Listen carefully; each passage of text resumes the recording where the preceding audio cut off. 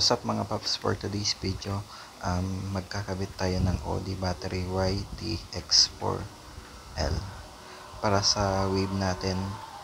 Ang wave pala natin mga paps is battery operated, kaya pag sira yung battery, palyado yung motor. Yan. Ito po pala ay OD battery made in Thailand. Inside. Ayon naman sa research ko mga paps, okay naman tong OD battery gel type. Tara mga paps, kabit natin. Tara mga paps, samahan nyo ako magkabit ng OD battery dito sa wave natin.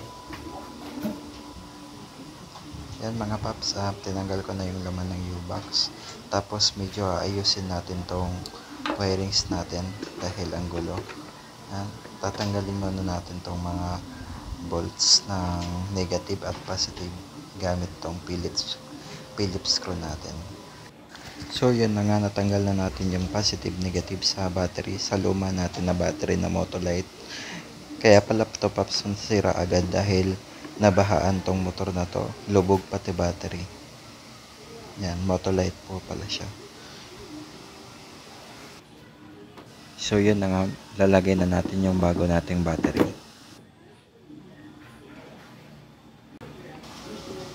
Bago yan, ayusin natin ng wirings para maganda. Pabalutan natin siya ng electrical tape.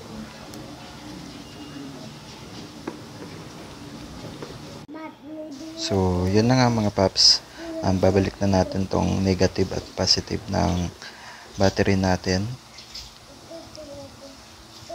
Please note mga paps, bawal siyang mabaliktad. Dapat yung negative at positive, take note nyo kung alin yung negative at positive dyan.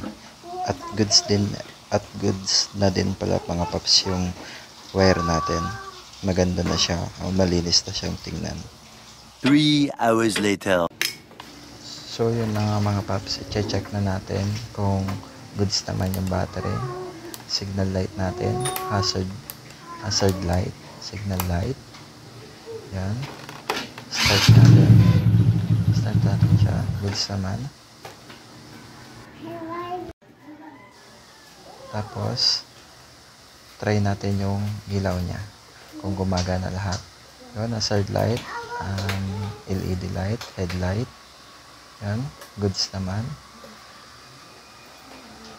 Yun.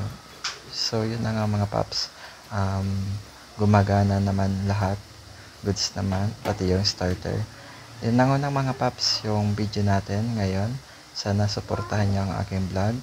Sana huwag kayong magsawang magsuporta at manood sa aking video. Huwag niyong kakalimutan mga paps, hit na notification bell at comment, like and comment and subscribe para ma-update kayo sa mga bago natin upload sa wave natin at sa smash natin. So yun na nga mga paps. Ingat mga paps.